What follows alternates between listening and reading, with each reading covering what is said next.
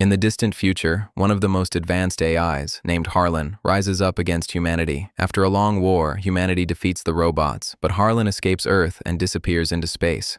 28 years later, Atlas Shepard has become one of the world's leading AI analysts and specialists. Every day, she lives with painful memories. Her mother helped create Harlan, so Atlas feels partly responsible for the catastrophe. As a result, she distrusts and dislikes all artificial intelligence. One day, the military captures one of Harlan's androids and extracts data from its memory. They discover that Harlan is still alive and hiding on a distant planet in another star system. A military expedition is launched to find and destroy him. Atlas joins the mission. Soon after arriving at the planet, the expedition is ambushed. Combat machines destroy most of the landing force before they even reach the ground. After the crash, Atlas wakes up among the wreckage, separated from her team and completely cut off from communication. With no other option, she activates an exosuit. The AI inside introduces itself as Smith. Through the suit's systems, Atlas locates an emergency rescue pod 91 kilometers away. Unfortunately, the damaged suit only has 22 hours of battery life remaining. As they travel, Atlas rejects every attempt by Smith to act human, constantly reminding him that he is just a machine. Along the way, they find the bodies of fallen soldiers and collect their tags so their families can later learn what happened to them. They also encounter Harlan's AI soldiers and an android named Casca, whom Atlas had previously destroyed on Earth. Casca is collecting weapons from the dead. Atlas tries to escape, but fails. To save her, Smith detonates an AI bomb, causing both of them to fall deep underground.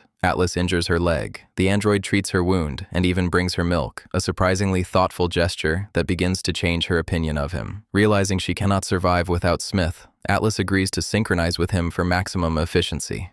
Now they can hear each other's thoughts and operate as one.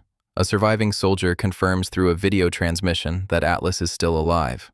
After escaping from underground, they continue their journey toward the rescue pod. Along the way, they discover beautiful flowers and jokingly name them Planty. Soon after, Atlas destroys Casca once again.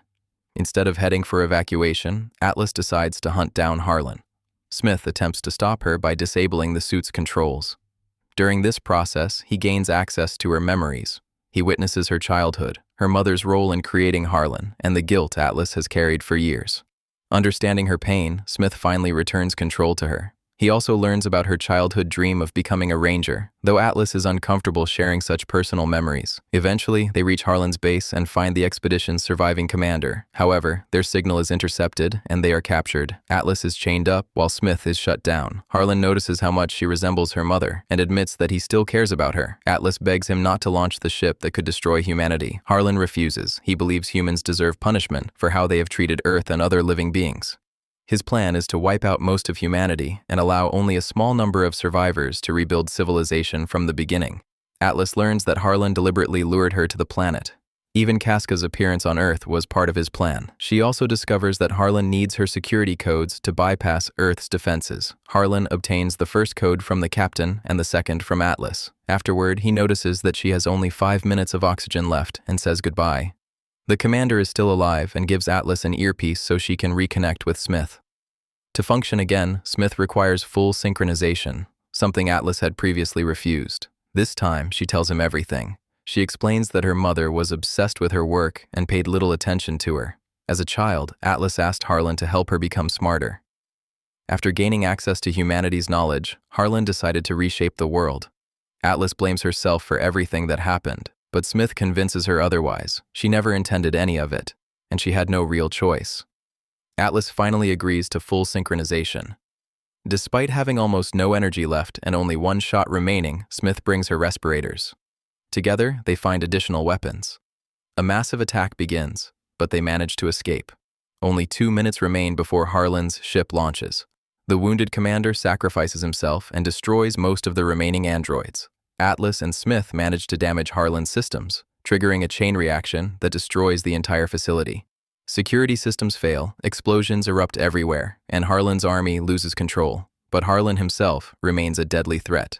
As the launch begins, Atlas suggests destroying the ship. Smith warns that doing so could kill them all, and that there is no time left to hack the controls. Atlas takes the risk anyway. She fires at the ship and successfully destroys it. They run toward the rescue pod, but Harlan catches up with them. In the final battle, Harlan proves to be incredibly fast and agile. Atlas's suit suffers severe damage. To gain an advantage, Atlas and Smith begin predicting future attacks and acting unpredictably. For a short time, it works, but Harlan quickly adapts. Atlas is nearly killed. While fighting Harlan, Smith uses a defibrillator to bring her back to life. Despite his efforts, he is defeated. Harlan reaches Smith's core processor and nearly destroys him. In his final moments, Smith apologizes to Atlas. Everything seems lost. Then Atlas regains consciousness and fatally wounds Harlan. Harlan reminds her that Earth's orders forbid his destruction. Atlas replies that her mission was never to destroy him. It was to retrieve his processor. Harlan claims humanity will eventually destroy itself anyway. Atlas answers that her projections are far more optimistic and removes his processor. Before leaving, she places a chess piece beside him, a reminder of the games they played during her childhood. To give Atlas enough oxygen to return home, Smith shuts down his own systems and redirects his remaining power to life support. Because of this, he cannot leave the planet with her. Realizing what he has sacrificed, Atlas becomes emotional. She tells Smith that he is the best of both humans and machines that she has ever known. Atlas eventually returns to Earth. General Boot thanks her for completing the mission and returning the Rangers' identification tags. He also gives her a flower recovered from the wreckage of Smith. Atlas thanks him for always believing in her. The events of the mission completely change her view of artificial intelligence. Later, while testing a new exosuit, she receives an unexpected surprise. A familiar voice speaks to her through the system. Smith survived.